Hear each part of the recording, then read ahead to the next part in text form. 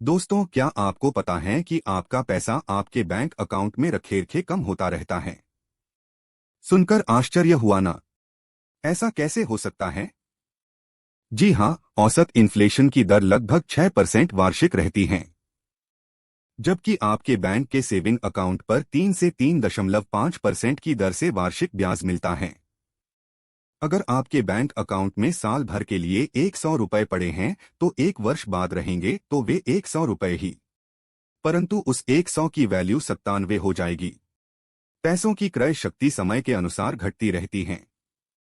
जो चीज आप 10 साल पहले 100 रुपए में खरीद सकते थे, वह आज आप वापस 100 रुपए में नहीं खरीद पाओगे। इस समस्या का कोई समाधान? एक सक्षम और फाइनेंशियली समझदार व्यक्ति के रूप में आपको अपने पैसों का सही इस्तेमाल करना होगा। साथ ही कुछ वित्तीय नियम अपनाने होंगे जिससे आप इन्फ्लेशन को बीट करके अपने पैसों को ग्रो कर सकें। आज इस वीडियो के माध्यम से मैं आपको 7 ऐसे पॉइंट बताऊंगा जिनकी मदद से आप अपने पैसों को सही इस्तेमाल करना सीखेंगे, साथ ही अपने पैसे को ग्रो भी कर पाएंगे। या तो आप बिना सोचे समझे, जैसा कि सभी करते हैं, पैसे कमाने के पीछे भागते रहे, या स्मार्ट इन्वेस्टर की भांति कमाए हुए पैसों को काम पर लगाए जो आपको और पैसा कमा के दे। अगर आपको अपने पैसों को ग्रो करना है तो आपको आज से ही निवेश की शुरुआत करनी होगी। सेविंग अकाउंट में रखे पैसे बढ़ने के बजाय घट जाते हैं, जबकि एफडी इन्फ्लेशन के आसपास ही रिटर्न दे पाती हैं।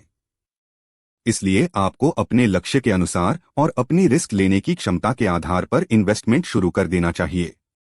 इमरजेंसी फंड आप अपनी मासिक आय का 3 से 4 गुना रख सकते हैं। इसके अलावा आप अतिरिक्त पैसों को, जिनकी आपको निकट भविष्य में आवश्यकता नहीं है, उन्हें निवेश करें। आपको मैं कुछ निवेश विकल्प बता रहा हूं जिन्हें आप अपनी सहूलियत के हिसाब से चुन सकते हैं। Mutual fund, stocks, real estate, gold, PPF, NPS. इन सब निवेश के विकल्पों में से आप अपना निवेश शुरू कर सकते हैं। इनमें से कुछ ऐसे निवेश प्लान हैं जिनमें आप टैक्स सेविंग भी कर सकते हैं, जिससे आपका टैक्स तो बचेगा ही, साथ ही इन्वेस्ट किए हुए पैसे पर आपको रिटर्न भी मिलेगा। सीधे तौर पर ये आपको डबल बेनिफिट देता है। लेकिन ऐसा नहीं कि आप कहीं भी आंख बंद करके निवेश कर दे। पहले निवेश के बारे में सही जानकारी प्राप्त करें और सही विश्लेषण करें, फिर निवेश करें। Golden rules of saving. आपकी इनकम या सैलरी प्राप्त होते ही सबसे पहले इन्वेस्टमेंट के लिए पैसे निकाले, बाद में खर्च करें। ऐसा करने से आप फिजूल खर्चों से बचोगे, साथ ही आपकी बचत भी होने लगेगी। आपको अपनी आय का न्यूनतम 20% सेव करना चाहिए। अगर आपकी आय 20,000 रुपए है तो आप हर महीने 4,000 रुपए निवेश कर सकते हैं या बचा सकते हैं। अपनी आय में वृद्धि के साथ साथ अपनी सेविंग को भी जरूर बढ़ाएं, जो आपके गोल्स को जल्दी प्राप्त करने में मदद करेगा। आपको अपनी उम्र के मुताबिक ही रिस्क लेना चाहिए। अगर आपकी उम्र कम है, जैसे कि 20 से 45 वर्ष, तो आप ज्यादा रिस्क लेने वाले निवेश विकल्पों में निवेश कर सकते हैं। वही ज्यादा उम्र वाले व्यक्तियों को फिक्स रिटर्न या बहुत ही कम रिस्क वाले इंस्ट्रूमेंट में निवेश करना चाहिए।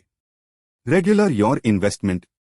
हम में से अधिकांश निवेशक शुरुआत में किसी निवेश प्लान को लेकर काफी उत्साहित रहते हैं, लेकिन हम बिना निवेश प्लान के बारे में सही जानकारी लिए और पर्याप्त समय दिए अपने लक्ष्य और सपने संजो लेते हैं।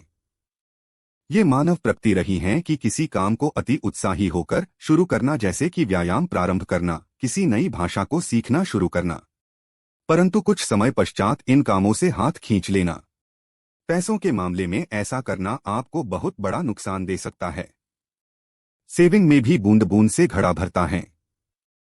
ऐसा नहीं है कि आप अचानक से अमीर बन जाएंगे। अधिकतर निवेश ऑप्शन जो मार्केट पर आधारित रहते हैं, उनको समय देना ही होता है। उनके रिटर्न्स कम समय में नेगेटिव भी हो सकते हैं। इसलिए अगर आपने किसी निवेश विकल्प में इन्वेस्टमेंट प्रारंभ किया है तो आपको उसको नियमित रखना होगा, साथ ही उसे पर्याप्त समय भी देना होगा। निवेश की जल्दी शुरुआत करने से आपके निवेश को समय ज्यादा मिलता है और आपके पैसे की कंपाउंडिंग तेजी से होती है। मान लीजिए आपने प्रति महीना 2,000 रुपए की सिप 30 वर्ष की उम्र में शुरू की। आपको अपनी 50 वर्ष की उम्र में रिटायर होना है।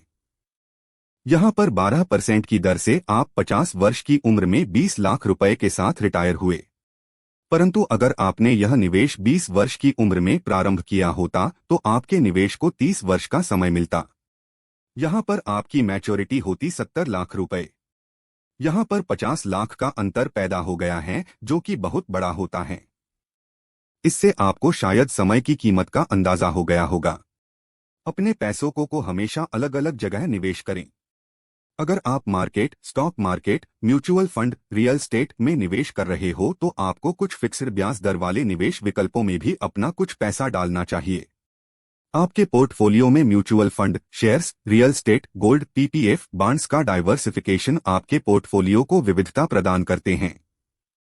इससे रिस्क सभी क्षेत्रों में बंटकर काफी कम हो जाती हैं। किसी एक